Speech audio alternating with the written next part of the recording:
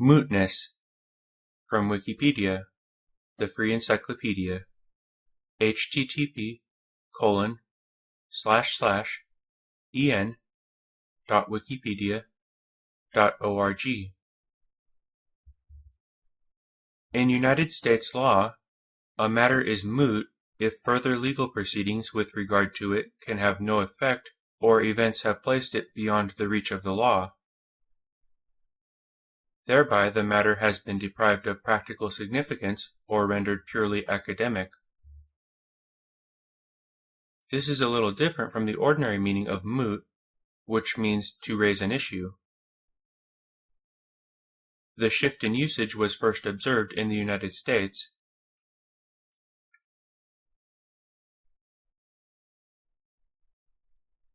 Section 1.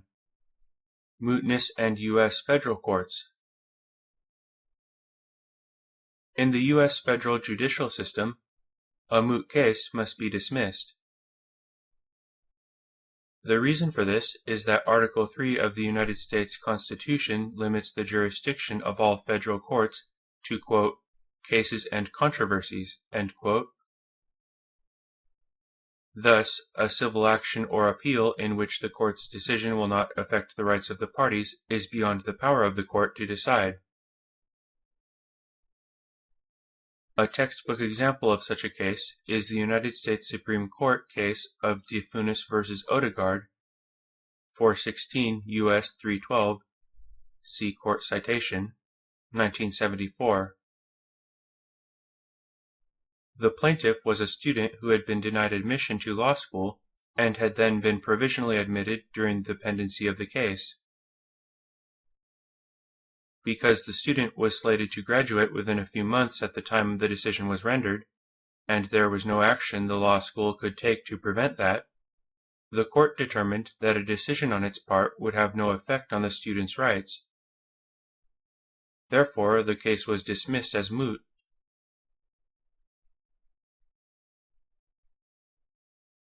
Section 2. Exceptions to mootness.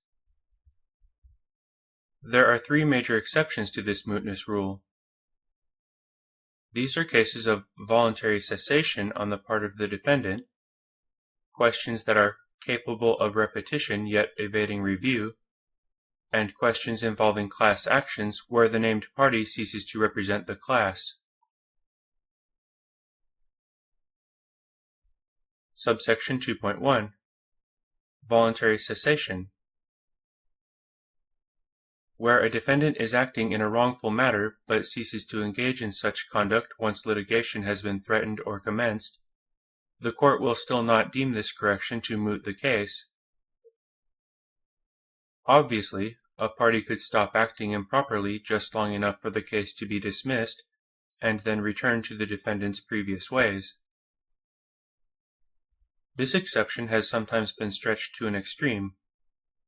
In Friends of the Earth Incorporated versus Laidlaw Environmental Services Incorporated, 528 U.S. 167, 2000, the Supreme Court held that an industrial polluter, against whom various deterrent civil penalties were being pursued, could not claim that the case was moot, even though the polluter had ceased polluting and had closed the factory responsible for the pollution.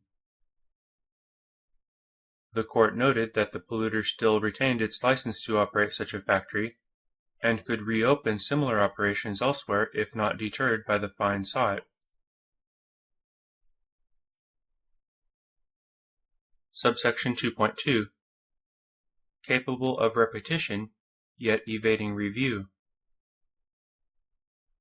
A court will allow a case to go forward if it is the type for which persons will frequently be faced with a particular situation, but will likely cease to be in a position where the court can provide a remedy for them in the time that it takes for the justice system to address their situation. The most frequently cited example is the 1973 United States Supreme Court case of Roe v. Wade, 410 U.S. 113, 1973, which challenged a Texas law forbidding abortion in most circumstances. The state argued that the case was moot because the plaintiff, Roe, was no longer pregnant by the time the case was heard. As Justice Blackmun wrote in the majority opinion, quote, "The normal 266-day human gestation period is so short that the pregnancy will come to term before the usual appellate process is complete. If that termination makes a case moot, pregnancy litigation will seldom survive much beyond the trial stage, and appellate review will be effectively denied. Our law should not be that rigid." End quote. The court cited Southern Pacific Terminal Company versus ICC, 219 U.S. 498, 515, 1911, which had held that a case was not moot when it presented an issue that was, quote, "capable of repetition yet evading review," end quote. Perhaps in response to increasing workloads at all levels of the judiciary, the recent trend in the Supreme Court and other U.S. courts has been to construe this exception rather narrowly. Subsection 2.3 Class Action Representatives. Where a class action lawsuit is brought, with one named plaintiff actually representing the interests of many others, the case will not become moot even if the named plaintiff ceases to belong to the class that is seeking a remedy. In Sosna v. Iowa, 419 U.S. 393, 1975, the plaintiff represented a class that was challenging an Iowa law that required persons to reside there for a year before seeking a divorce in Iowa's courts. The Supreme Court held that, although the plaintiff successfully divorced in another state, her attorneys could continue to competently advance the interests of other members of the class.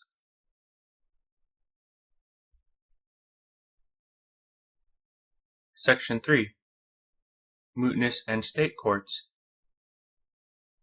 The U.S. state courts are not subject to the Article 3 limitations on their jurisdiction, and some state courts are permitted by their local constitutions and laws to render opinions in moot cases where the establishment of a legal precedent is desirable.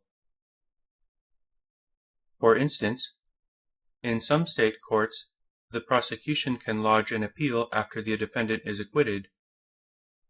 Although the appeal court cannot set aside a non-guilty verdict due to double jeopardy, it can issue a ruling as to whether a trial court's ruling on a particular issue during the trial was erroneous. This opinion will then be binding on future cases heard by the courts of that state.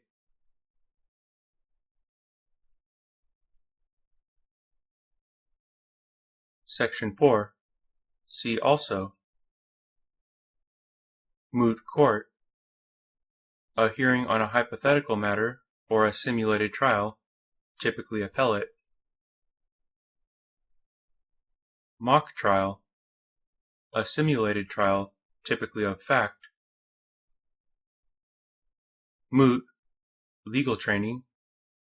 In the United Kingdom, a moot, short for moot court, is an event where trainee barristers argue a point of law.